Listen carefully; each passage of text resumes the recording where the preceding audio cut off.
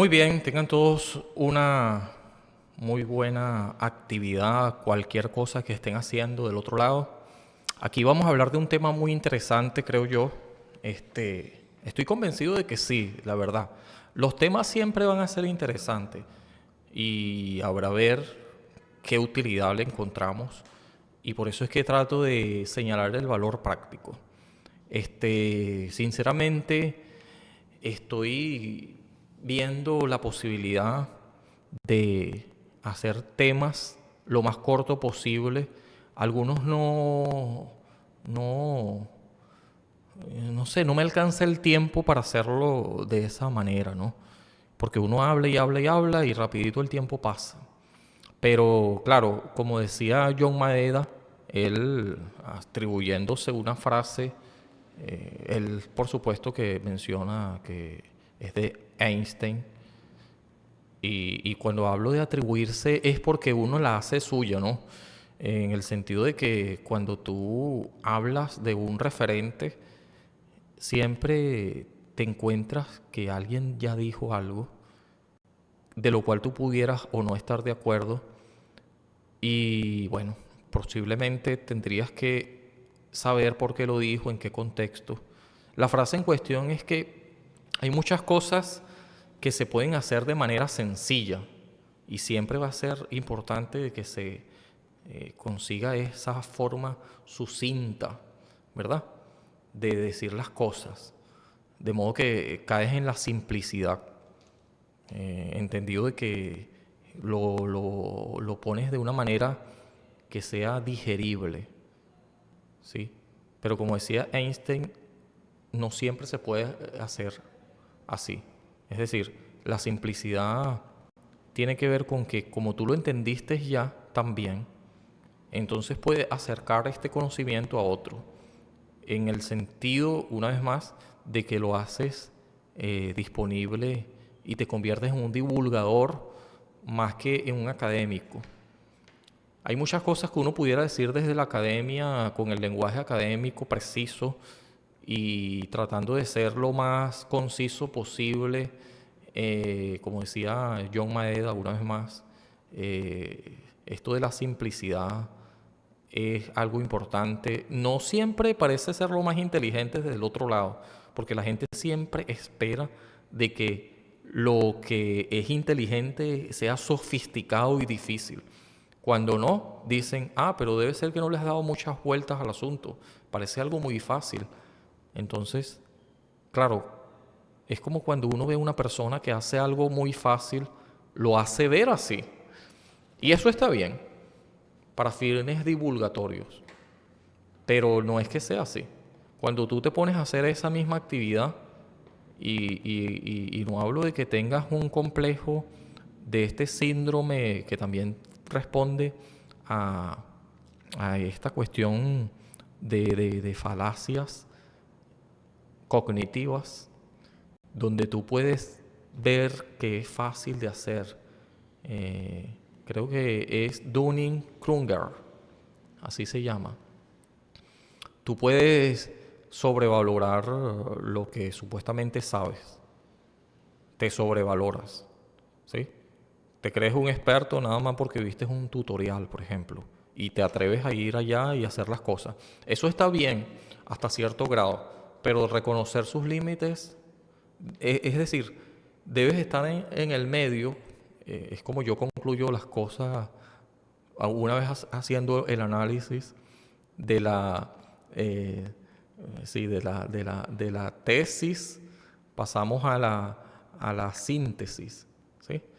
Y bueno, haciendo este análisis de lo que es el otro extremo de esta persona que tiene el síndrome del impostor, que aún sabiendo las cosas, digo, aún teniendo una experticia comprobada y aún teniendo un conocimiento, un bagaje importante, cree que no sabe. Es decir, los que no saben realmente tienen como que este ímpetu de creer que sí saben y tienen la actitud como para hacer creer a otro. En cambio, los que de verdad saben sufren del síndrome del impostor. Entonces, entre el Dunning-Kruger y el síndrome del impostor, es mejor quedarse en el medio, ¿sí? Hacer como convertirse en un irónico, como decía Richard Rorty.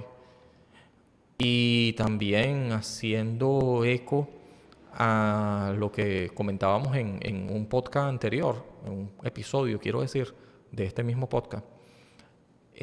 Hablábamos de disimular, ¿sí? Disimular es una modestia recatada, pero que al mismo tiempo no te impide saber quién eres sin necesidad de demostrarlo de manera orgullosa, vamos a decirlo así. Es algo importante para el análisis. Quedarse en el medio, ¿no? Quedarse de una manera no tanto disimulada, aunque también a veces hace falta, según lo que yo expliqué en aquel momento. Pero sí de manera recatada, de manera que no quedes expuesto y que sea conveniente. Pero cuando hablamos de divulgación, estamos haciendo o tratando de poner al alcance de las personas, viene del vulgo, ¿sí? Del vulgo, y siempre nos remontamos allá a Grecia, en este caso a Roma, que la cuestión de la autoridad implica el idioma necesariamente, el lenguaje, la lengua. Y cuando hablo del vulgo es la lengua, la lengua. La lengua, este griego koine, que es el griego común, ¿sí? El latín era algo de la élite de aquel entonces. Hablo de la época medieval. Y en Italia, en Roma, saben mucho de esto, de cómo se restringía de manera muy consciente, o sea, lo hacían a propósito, porque si tú accedías a los libros sagrados, en este caso el de los monoteístas, la Biblia, estaba en un lenguaje latín que era algo que no podían leer. Eran analfabetas y preferían mantenerlo así, ¿sí? Porque las escrituras eran interpretadas, tenían el monopolio de la fe, cuando más bien la Biblia dice que la fe es, aunque no es posesión de todos, la misma Biblia dice que la fe, ¿sí?, es una posesión muy personal. Quiere decir que cada persona es dueña de su fe. Tú no puedes ser dueño de la fe de alguien. Hablo de las creencias, hablo del conocimiento. Bueno, llámese como se llame. La persona es dueña de su destino, pero tienes que darle las oportunidades, las herramientas, ¿sí? Equiparar las oportunidades, más que un acto lastimero de mira lo que te estoy dando, yo soy bueno, yo tengo piedad. No, se trata más bien de tener condiciones igualitarias, cada quien según sus necesidades, y eso lo tendrá que definir cada persona como único responsable. Y por eso es que hablamos del tema en cuestión ahora. Esta introducción sirve para hacer o retraernos en nuestra forma de ser y pensar ahora en qué es de la forma de ser, de pensar. Es decir, no estar en este acto tan yoísta, a veces necesario, y pensar más en el ser, que el ser es el otro. Como decía Levinas, no confundir, que es lo que ha hecho la tradición filosófica, según él mismo, el yo con el ser, no confundirlo. Porque el yo es algo así como decía Martin Heidegger, ser para la muerte, el Dasein. Y esto es algo muy egoísta, según Levinas, porque es verdad, pensar en que vas a morir te invita a que aproveches mejor tu vida, pero mejor relativamente, porque pudieras adoptar una actitud como los epicúreos de la antigüedad, que decían, bueno, ya que voy a morir, comamos y bebamos. Es decir, prácticamente hacían un derroche de su vida. No eran como los estoicos, ¿verdad? Que veían la felicidad de otra manera. Estoy hablando de estos griegos antiguos que tenían estas ideas, que uno pudiera o no estar de acuerdo con ellas, pero es lo que tenemos como antecedente en esta tradición occidental de la que nosotros estamos inevitablemente impregnados. Digo nosotros porque vivimos en esta parte del mundo donde se promueve la cultura occidental y prácticamente los conquistadores, los colonizadores hicieron eco de ella permanentemente hasta nuestros días con el neocolonialismo, que sí existe, sí. Entonces, incluso yo estoy haciendo referencia a estas personas que son de Occidente y que, más que eso de poner Occidente, Oriente y de estar en estas divisiones tan espurias, tan innecesarias, porque al fin y al cabo somos la humanidad y el conocimiento es, bueno, no importa cómo haya sido obtenido, aunque para algunos sí les puede importar bastante, ¿no? Pero toda experiencia deja un conocimiento de qué hacer y de qué no hacer, ¿sí? De qué cosas evitar para que no se repitan, porque ya sabemos que en el pasado hubo ciertas cosas que sirvieron de antecedente para desencadenar ciertas cosas que no queremos que ocurran. Y por eso es que Levinas, quien estuvo, por cierto, eh, exiliado, su familia murió en los campos de concentración. Estoy hablando de la época bueno, donde predominó el nazismo socialista, nacionalismo socialista.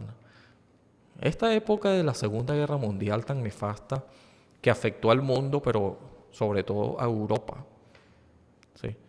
Y que Levinas terminó siendo, bueno, allí con su familia, todos muertos, todos arrebatados en este empeño de destruir a los judíos, la comunidad judía, entre otros, porque este régimen se encargó y tenía la misión casi que divina.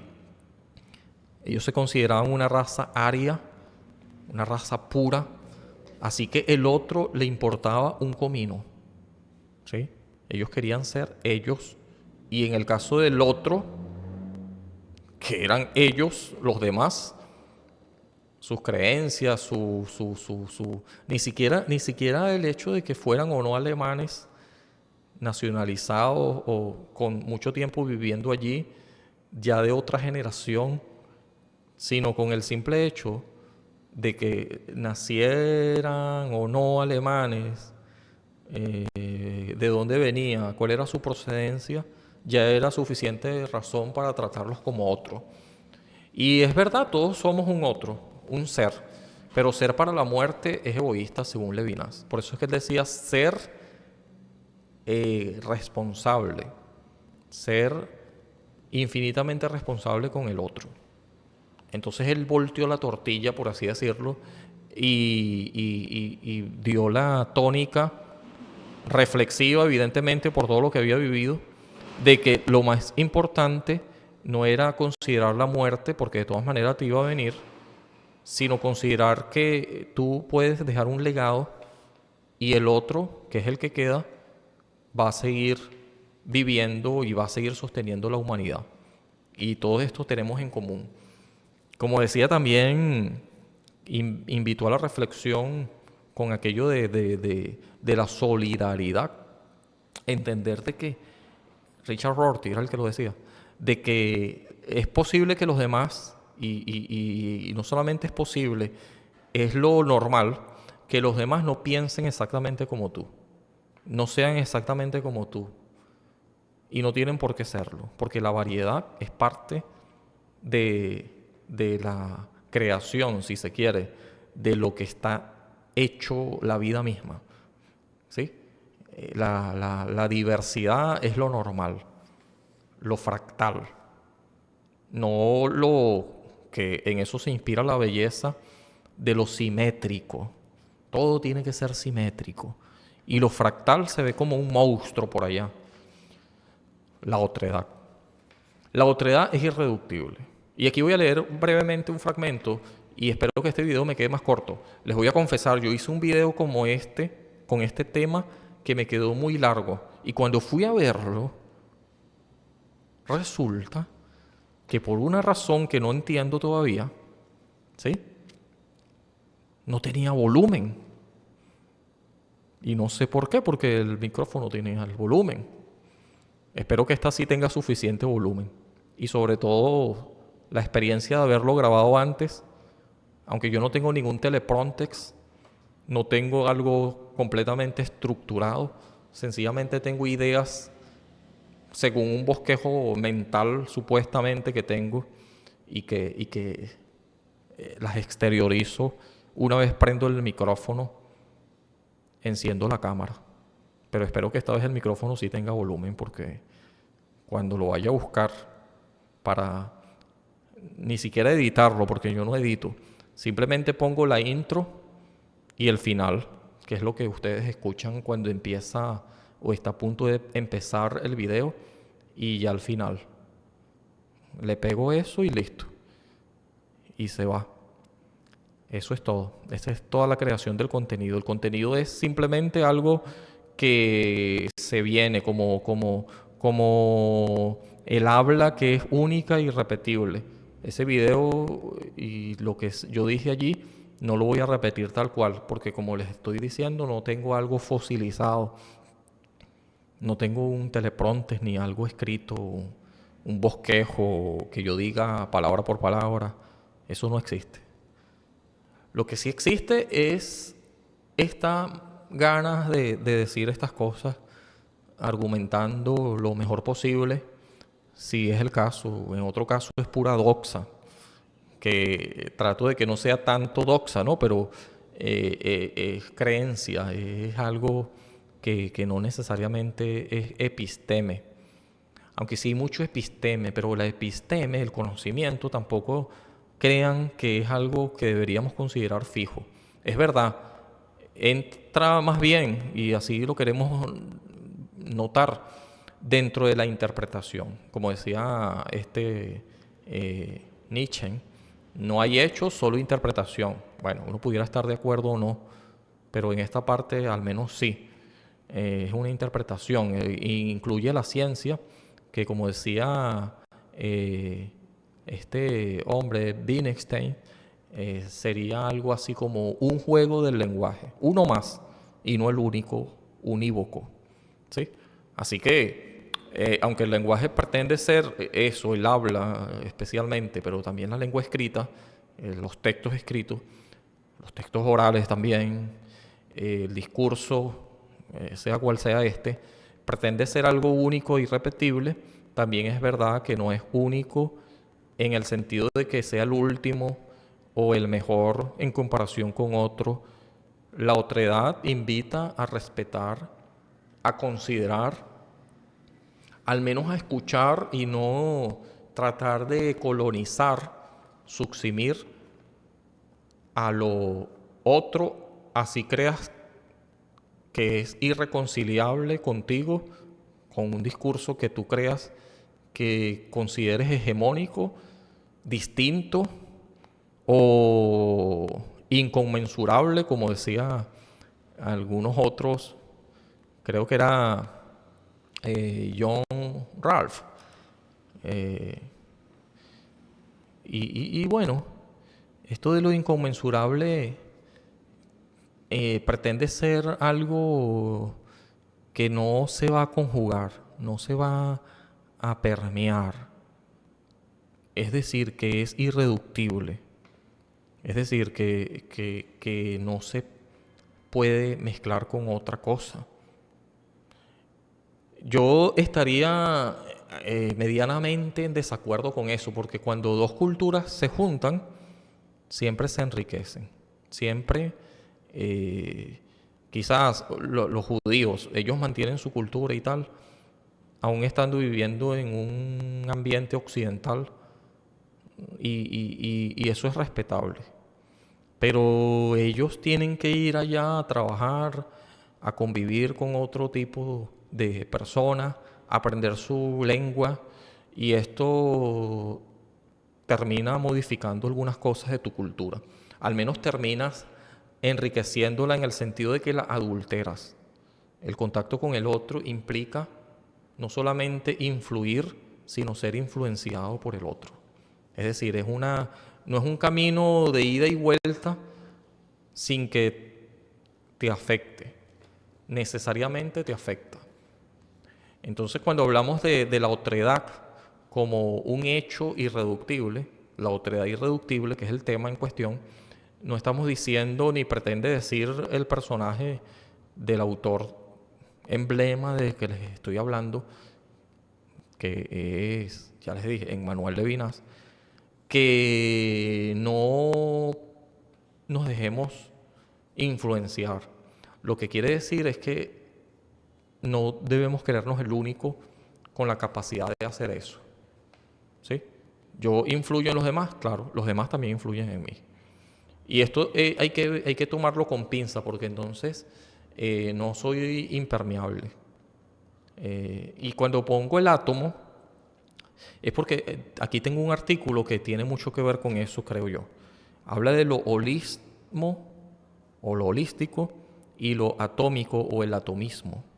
Dice aquí este artículo. Después vamos a ir hablando de por qué y qué tiene que ver esto con el tema en cuestión de la otredad.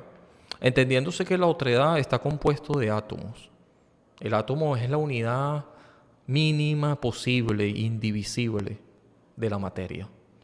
Y una de las propiedades de la materia es que es impermeable. Impermeable es que no se puede ser y no ser al mismo tiempo. Bueno, eso también se ha puesto en duda cuando entendemos la mecánica cuántica, que no voy a hablar de eso.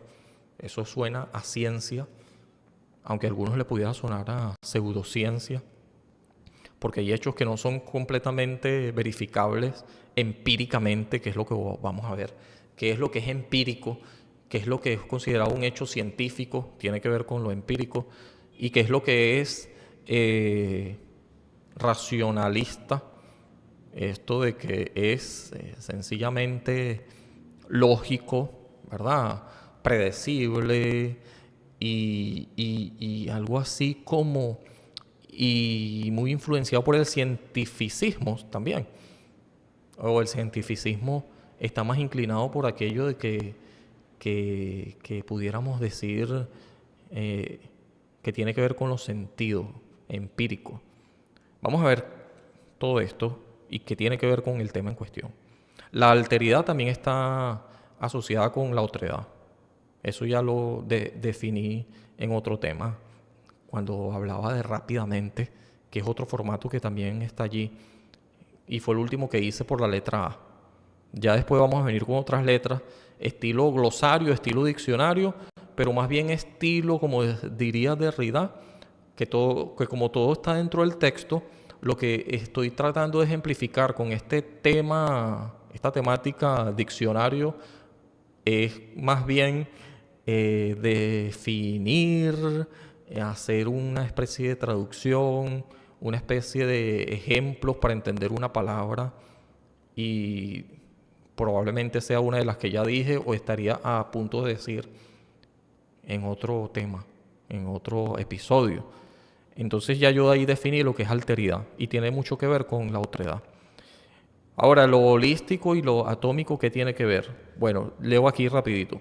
La ciencia y la epistemología se postulan como dos métodos analíticos contrapuestos, entre otros, que estudian y enfrentan la comprensión de la realidad y sus fenómenos desde el punto de vista distinto. En particular, esto se nota en las ciencias sociales, en el arte y en la comunicación. son el holístico y el atómico. Lo holístico y el atomismo. Estas dos teorías tienen vertientes epistemológicas que se basan tanto en el empirismo como en el racionalismo. Entonces, cuando hablamos de vertientes epistemológicas, habla del origen de las palabras. Y el origen de las palabras nos remontan casi siempre al latín y al griego. Al latín o al griego, cualquiera que sea esta. El racionalismo y el empirismo, pudiéramos decir que el racionalismo entiende los hechos comprobables, no empíricamente, sino aquello que puede ser pensado. Es decir, se va de lo general a lo particular. Mientras que el empirismo se va de lo particular a aquello que puedo palpar, definir, medir con los sentidos. Aquello que decía un griego, que no recuerdo su nombre ahorita, lo pueden buscar, que el hombre es la medida de todas las cosas. Entonces lo empirista va por allí. Así que lo empirista tiende por medio de asociaciones supuestamente lógicas, porque ya yo lo noté, lo percibí y hago experimentos y se repite, entonces prácticamente llega a entenderse como esta costumbre, esta repetición o recurrencia viene a representar un hecho comprobable. ¿Y qué quiere decir esto? Bueno, por ejemplo, un ejemplo. Todos los cisnes son blancos. Eso porque yo he visto una cantidad de cisnes blancos hasta que en Australia se descubrió uno negro. Esto tiene que ver con David Hume. Y habla de que sí, tú puedes fosilizar, confirmar una hipótesis, llegar a ciertas conclusiones con aquello de que estás comprobándolo empíricamente, pero no están cerradas las puertas a nuevas revelaciones que hasta llegan a contradecir el sistema que ya constituiste como un paradigma. Es más, rompe el paradigma. Existe esto de Popper que se llama el falsacionismo, que tiene y va, digamos, prácticamente en contra del positivismo. El falsacionismo es negativo. ¿Qué tal si después de ver tantos gansos blancos se presenta uno negativo o contrapuesto, que es el negro, o de otro color, cual sea que sea este? Lo cierto es que esta única diferencia es falsacionista precisamente porque no pretende ser, entonces, la ciencia no pretende ser algo que se termine fosilizando, siendo una verdad única, inamovible, que no puedes mover, inmutable es otro término. Claro que lo puedes mover porque en la medida que vas avanzando en la investigación, y es necesario que así sea, no caes en dogmatismo y no quieres caer en estos metarrelatos que supuestamente la ilustración con el método bandera del empirismo tenía el objeto de que todo hecho debe ser comprobable y comprobado. Pero más adelante puede salir un hecho que no tuviste en cuenta y que eso pues tambalea todo el paradigma. Uno dice que son inconmensurables, ¿sí? Otros dicen que es parte de una verdad o es el proceso para llegar a ella, porque como decía Newton, vaso a hombros de gigantes. Es decir, que considera la verdad o la búsqueda de la verdad a través de la ciencia como un hecho progresivo que no pretende anular al anterior, sino que más bien complementarlo, y las preguntas latentes son de todas maneras beneficiosas en el afán de seguir tras la verdad, ¿sí? O sea que la verdad es siempre un devenir y este devenir es lineal. Esta estructura parece ser un orden que quieren hallar necesariamente dentro de un caos. Este caos tenemos que entenderlo, como que sí está hecho para que nosotros lo entendamos. Es complicado, ¿no? Es difícil entenderlo, ¿no? Porque lo que estamos tratando de decir aquí es que estamos viendo el elefante dentro de la habitación. Este elefante dentro de la habitación, o en otras palabras, no se puede tapar el sol con un dedo. Pero queremos entender todo nada más a través de las partes. O más bien estas partes se pueden entender como el todo es la suma de las partes o es las partes, la suma de ellas es como llegamos al todo. ¿Sí? Esto es lo que quiere decir. El empirista sí asume las partes, las toma en cuenta desde lo particular a lo general. Y el racionalismo desde lo general, la totalidad, hasta lo particular. El holismo, término que viene del griego, sigo leyendo, holos o totalidad, explica cómo los sistemas, ya sean sociales, económicos, mentales, físicos, biológicos o lingüísticos, y sus propiedades deben ser analizados en su conjunto y no solo a través de las partes que los componen. Todo sistema conceptual es visto como un todo. Más aún, las partes que componen un todo son vistas cada una de ellas también como un todo. Si son estas consideradas separadamente, se analizan y observan como integrantes del sistema, que es un hecho global, lo que a su vez permite entender cómo se comportan las partes.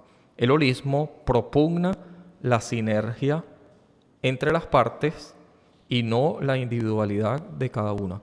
Entonces el holismo tiene que ver con la totalidad. Y esto nos recuerda a un racionalista lógico que es Leibniz, ¿no? Leibniz, que es del cálculo infinitesimal, él tenía una teoría, una forma de explicar esto a través de la modonología, las mónodas. Esto, yo por cierto tengo una investigación al respecto que coincide mucho con algo que yo llamo pedagogía infinita, que más adelante pudiéramos hablar de eso, de un trabajo que estoy haciendo que está en proceso y que Leibniz me sirve mucho para muchas cosas que se parecen mucho, una vez más, a lo que yo estoy tratando de hacer allí con la pedagogía infinita. Porque cuando uno entiende el infinito, sobre todo entiendes que no puedes llegar a él, que siempre va a ser algo de venir, ¿sí? No quiere decir de que no puedas seguir caminando hacia adelante, ¿no? No es algo utópico. Es como no llegar nunca, pero cada vez que caminas estás más próximo a llegar. Y ni hablar de esta teoría que se cree ya comprobada sobre este asunto de que el universo, si se quiere llamar universo, a todas las galaxias que están en el universo y todas las partes que los componen, además está en crecimiento. Es decir, la posibilidad de llegar a un punto de no retorno es imposible, porque además que sigues caminando, la carretera sigue ampliándose. O sea, mientras tú caminas, el camino crece. ¿Cuándo vas a llegar? Esto del infinito es algo que escapa a una comprensión mental, no se puede definir. Es más, el hecho del infinito mismo es un símbolo que quiere decir perdimos la cuenta. ¿Ves? Es un límite y de eso precisamente habla, entre otras cosas, Newton también, ¿no? El cálculo infinitesimal que fue debatido por él, pero que ya se llegó a la conclusión mucho antes, no ahorita, hablo del pasado, de que él descubrió esto no fue un plagio, sino que paralelamente llegó a las mismas conclusiones con diferentes métodos que Newton, quien influyó para llevarse él todos los méritos, que sí los tenía, pero no vas a decirte que Laney, y eso no lo podemos decir ahora, definitivamente, yo por lo menos estoy convencido de que no es el caso, de que él plagió a Newton. Bueno, yo no me voy a ahondar más en esto lo pueden ustedes buscar en otro tema, o lo podemos plantear como un tema más adelante, quién sabe. Pero lo que quiero decir es que Laney, es que en esta cuestión de la modología, creía o tenía la idea o lo expresó lógicamente de conciliar lo finito con lo infinito. Y las mónadas que no tienen ventanas no pudieran decir, por eso son una otredad irreductible, no pueden decir de que las mónadas, que son algo así como un método atómico, ¿sí? Son únicas, son autárquicas, no se pueden considerar una influencia exterior que sea la que las mueva. Hablo de que existe el libre albedrío o la contingencia. Si fuera el caso de que no, entonces entraríamos en un panteísmo de el que hablaba también Baruch Spinoza, que aterraba a Leibniz. Nunca estuvo de acuerdo de que había alguien que movía los hilos y que todos hacían una voluntad impuesta de la que no podían salir. Y eso de la voluntad de poder, de la que Schopenhauer atribuía un acto negativo, lo veía como un negativo, hablando del deseo. El deseo es algo subyacente que nos mueve a comportarnos de cierta manera y no podemos hacer nada para cambiar ese hecho. Y eso más bien, más allá de algo que represente el libre albedrío, representa más bien una voluntad de poder impuesta que es algo así más bien como este causa-efecto que uno no puede salirse, ¿sí? Y que te relega o pone a un lado la capacidad de la toma de decisiones. Las modas no tienen ventanas, es que sí te influyen, sí tratan de hacerlo, pero tú eres el que decides abrir o no esa ventana. De modo que tú tienes la voluntad de poder hacer eso, ¿sí? Y no es que hay una voluntad de poder que subyace y que te quita el libre albedrío, la capacidad de contingencia. Hablo de esto porque Leibniz es un considerado, creo yo, estoy seguro de eso, es más, un positivista lógico, racionalista, también René Descartes, ¿no? El plano cartesiano. Y bueno, él, sin embargo, consideró que la idea del infinito era conciliable con la idea de lo finito. Pero lo finito, que es infinitesimal, es algo que se mueve, es algo así como la paradoja de Zenón, ¿sí? Que siempre se mueve, pero nunca alcanzas, es un devenir. Y no estoy hablando de un deseo siempre pospuesto, o como decía también Derrida, hablando de la lengua, que al significado no llegas. Siempre habrá una cadena infinita de significantes. Es decir, si tú quieres explicar algo, tendrías que recurrir no a un significado, sino a un sentido, ¿sí? No a la finalidad ni a la totalidad de las cosas. La totalidad sugiere a lo holístico, como ya habíamos hablado, pero conocer la totalidad de las cosas tendría que ver con llegar al infinito, y al infinito no llegas. Pero eso no quiere decir de que no puedas alcanzarlo cada vez más. Es más, hay una comprensión cada vez más definida en la medida que usas todas las herramientas posibles. Por eso es que yo no creo que lo holístico y lo atómico sea contrapuesto. Yo creo que se complementan. Es más, cualquier herramienta que pueda llegar a tu mano, que te ayude a entender el sistema, ese monstruo que tienes delante, que no es algo simétrico necesariamente, por aquello de que la belleza siempre tiene que ser completa y simétrica, y si termina en una proporción debe ser siempre la cosa a perseguir. Fibonacci, nos llega esta idea de este italiano, que eso existe en la naturaleza, pero lo que más existe en la naturaleza son fractales, que son estos monstruos que no saben por dónde empiezan y por dónde terminan, que son más bien no como una cuestión arborescente, sino son un rizoma, algo más complejo. La teoría de la complejidad es más bien algo que se parece más a esto de cómo se comporta la vida y estos sistemas tan complejos como empezando por la mente, ¿no? El cerebro. Uno pudiera entender que la suma de las partes, como el cuerpo humano, como el universo, hay muchas partes y todas son necesarias. Ninguna debería pretender ser igual a otra, y es más, si así lo es, estamos cayendo en una posibilidad de perder la vida. Si el corazón se comportara como el riñón, no pudiera haber una vida posible. Valga la redundancia.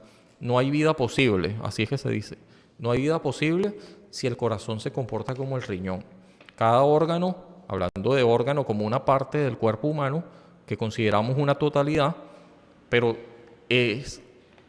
tiene integrada, muchas partes integradas conforman una totalidad. Eso es lo que quiero decir.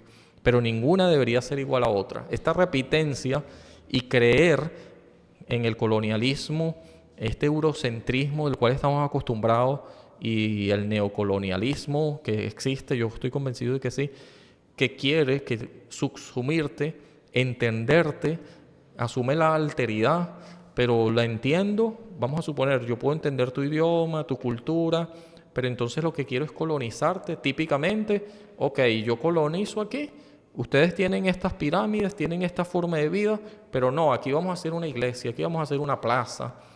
Es decir, traen su cultura, imponen su forma de vida, su cosmovisión. Pero cuando hacen esto, eliminan, hacen un genocidio, ¿sí? Y eso es lo que Levinas, que vio muy de cerca este genocidio en Auschwitz, en Alemania, los campos de concentración, se puede repetir y se ha repetido muchas veces. Eliminar al otro por lo que piensa, por su color de piel, por su procedencia. Por su origen no, porque todos nos originamos del mismo tronco común. Somos, como decía, y así es que deberíamos vernos, como decía Rorty, uno como nosotros los seres humanos, todos somos seres humanos. Y estamos unidos, como decía también Rorty, en el dolor y en el sufrimiento. Y esto también hace eco a lo que dijo mucho más antes que Rorty, Schopenhauer, Arthur Schopenhauer. El dolor y el sufrimiento es algo que tenemos en común los seres humanos. Al menos es lo que hay por el momento. Y cuando tú entiendes eso, te basas más en las semejanzas y en las diferencias las respetas. Tendrías que respetarlas, forman parte de la otredad, la alteridad. Estas partes forman parte o son parte de un todo. Entonces, sigue diciendo aquí, ahora hablando de lo atomista. Por su parte, mira la realidad, el atomismo, en sus partes. O sea que el atomismo mira la realidad en sus partes, entendiendo que si bien el todo es más que la suma de los componentes deben ser analizados en sí mismos. Estoy leyendo un artículo, ¿oyeron? Cyberestética se llama la revista. Creo que es una revista o es un blog. Pero bueno, en fin, el artículo dice que el atomismo ve la suma de los componentes, pero cada componente debe ser analizado en sí mismo. Es algo así como lo que le decía la monodología de Leibniz. La palabra griega átomo, que es sin partes, viene de Demócrito, por cierto. Y en los siglos XIX y XX definió la correspondiente de un pensamiento que se contraponía al idealismo. El idealismo es, yo no diría que algo muy negativo. Idealismo no es muy diferente al realismo.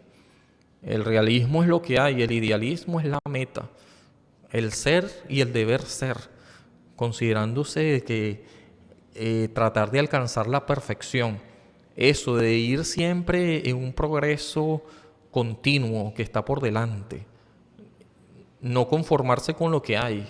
Y es que sí podemos seguir entendiendo, usar la razón, como decía Immanuel Kant, que por cierto, Immanuel Kant concilió el racionalismo y el empirismo, ¿sí? No los vio como contrapuesto. Tampoco se ve como contrapuesto el holismo y el atomismo. Vamos a ver, vamos a ver. Estos hechos, sigue diciendo, implican cierto estado del mundo y son unidades discretas e independientes de la voluntad humana. Los hechos admiten también un análisis. Los hechos atómicos corresponden a proporciones atómicas, es decir, unitarias. Entonces, un hecho atómico, tal como la modología o las mónadas, eh, son únicos. Mira lo que dice ahí. Ahí usa una palabra que se llama, son hechos, ¿sí? Pero también unidades discretas. Es decir, hechos, hechos, hechos, hechos, hechos. Como decía eh, eh,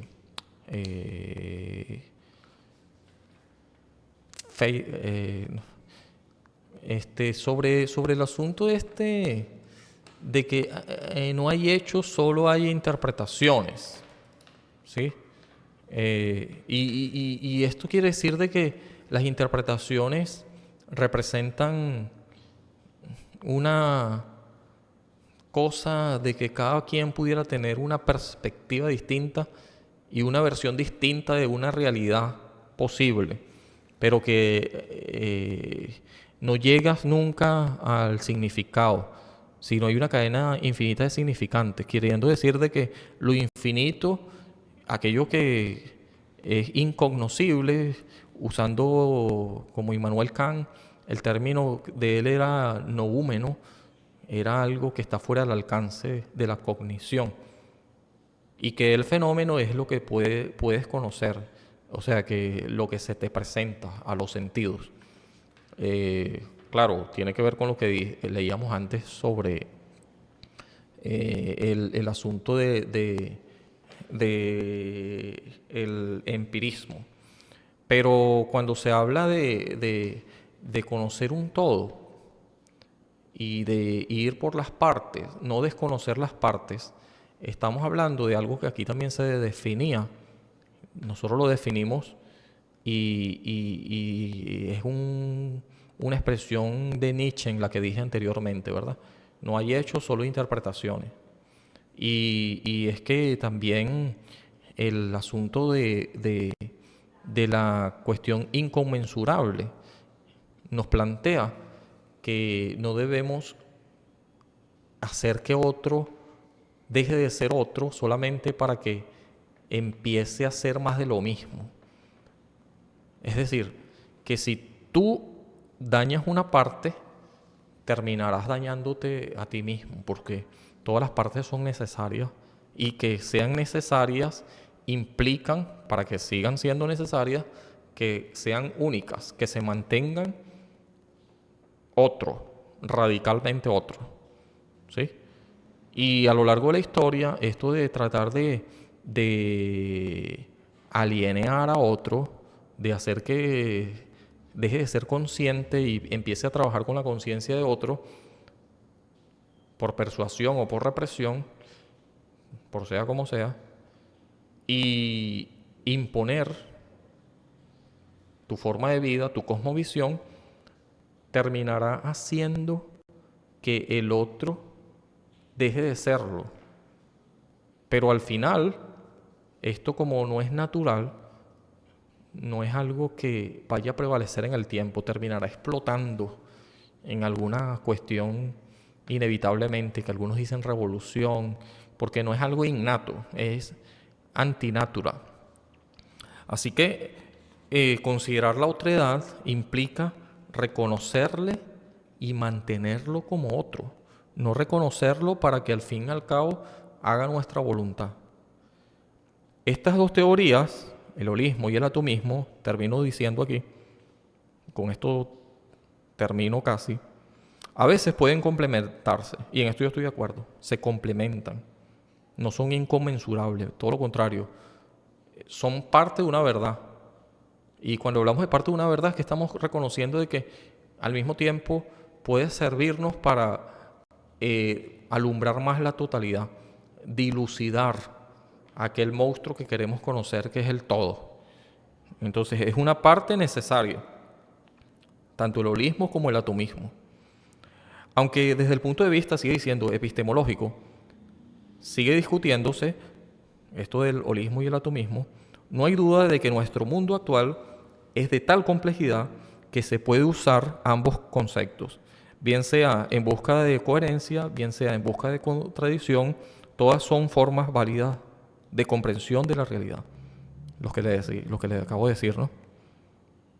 En el campo de la lógica, dos holistas importantes son Franz Pierre Durkheim y el estadounidense Willard Van Orman.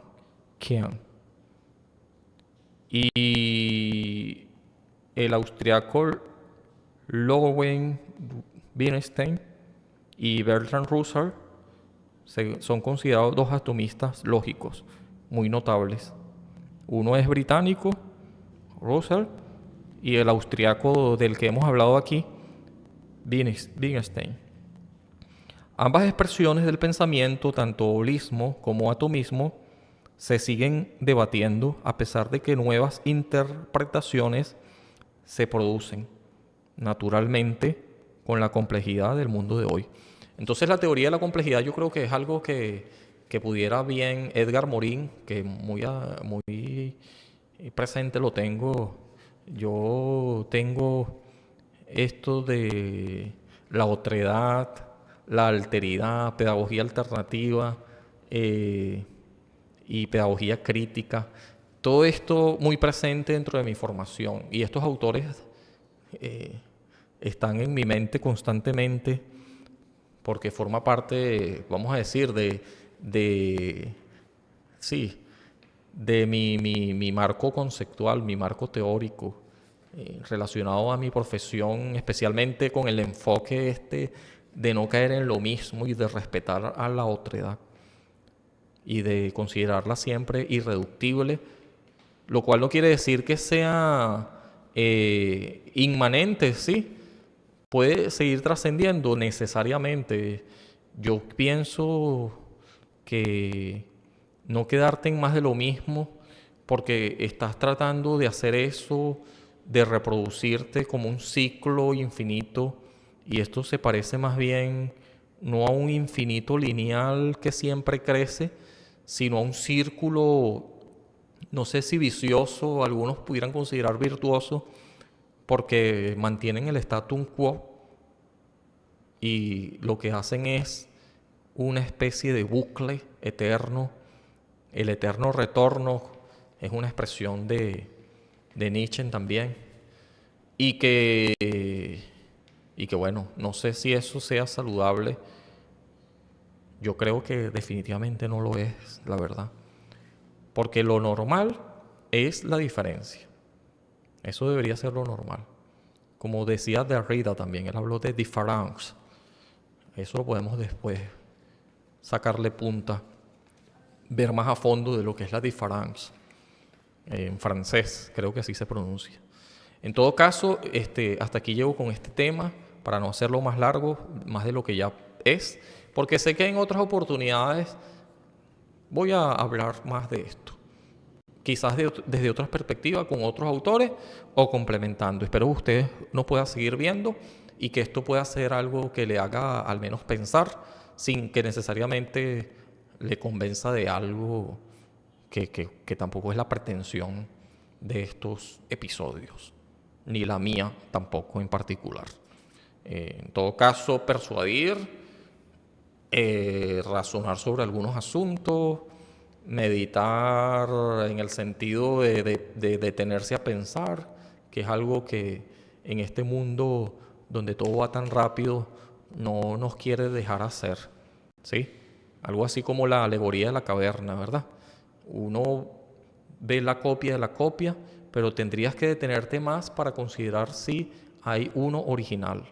Y fue lo que hizo el que se paró, se fue arriba, vio todo, volvió a bajar y dijo: hey, amigos, hay un mundo allá afuera posible y es lo real. Nosotros hemos estado viendo la copia de la copia, pero para ello es su cosmovisión. Y aunque tienes esta responsabilidad moral de decir esto, y eso es lo que hacen los maestros, los profesores, los docentes, los padres responsables, también es verdad que estos tienen la responsabilidad de quedarse allí en su status quo, en su zona de confort, si se quiere, y hasta de verte como que, ¿qué haces trayendo estas ideas nuevas? Y a lo mejor hasta que te quieren arrebatar la vida por decir cosas que para ellos son una novedad, porque es lo que siempre han conocido y probablemente no quieran conocer otra cosa. Y eso es respetable, pero al menos tú tendrías la responsabilidad de quedarte tranquilo y de que hiciste todo lo que tenías que hacer. Y esta es la responsabilidad moral que tienen los docentes, maestros, deberían tenerla, ¿no? Y no otra cosa, porque eso es que es ciencias sociales, es algo humano, ¿verdad? Aunque las ciencias naturales y las llamadas rígidas del cientificismo, del mecanicismo, también son ciencias humanas, también son ciencias sociales, porque todo acto humano es social. Así que esa división está un poco rara de ciencias sociales, ciencias naturales. Bueno, tiene una razón de ser, la verdad, pero todas son ciencias sociales. Y pensando en esto, es que respetamos a la otredad, aunque nos parezca ser de que están haciendo algo que yo no haría. Esa es su vida, ese es su problema, esa es su cosmovisión, su manera de ver las cosas, lo cual no quiere decir de que yo pueda tratar de influir, de persuadir y de buscar la manera de que ellos, como mónadas que no tienen ventanas, ¿sí? No tienen ventanas que se pueda abrir por fuera, pero sí que puedan abrir por dentro. Quizás abran su mente para entender de que hay un mundo que al menos pueden levantarse de allí, de esa caverna, subir y al menos considerar la posibilidad de desmentir a este que está diciéndole una cosa distinta. Por lo menos van a probar a ver si le está diciendo la verdad. Pero muchos no van a probar. Se quedan con cosas muy mínimas. En este mundo de mucha información, pero también de mucha charlatanería y de cosas que no tienen argumento, o por lo menos no responden a una realidad que favorezca, sino que responden a una realidad completamente distinta. Al menos hay que darse cuenta de eso es lo que quiero decir. Y nadie puede hacer eso por ti, solamente uno, ¿sí? Porque la otredad implica irreductiblemente que también debes ser infinitamente responsable. No un Dasein, como decía, ser para la muerte, ¿sí? Como decía Martin Heidegger, que por cierto Levinas le leyó a él, y un alemán, idealista alemán, nazista también por cierto, pero un intelectual, hay que reconocerle. Pero Levinas, que estaba siendo víctima de esta gente en estos campos de concentración que le arrebataron a toda su familia, murieron en campos de concentración, le leyó y él dijo, bueno, no es ser para la muerte, sino ser infinitamente responsable con el otro, porque el otro debes dejarle el testigo, como las carreras de relevo. Es verdad, yo me voy a morir, pero eso no quiere decir de que vayan a quedar personas que yo les pueda dejar un legado, ¿sí? como las carreras de raleo, ¿verdad? El testigo es el palito este que le ponen. Ajá, yo corro hasta aquí y tú sigues. Eso es lo que tenemos que pensar según Levinas. Tú sigues. Es probable y es lo más probable que yo me muera, pero el mundo continúa.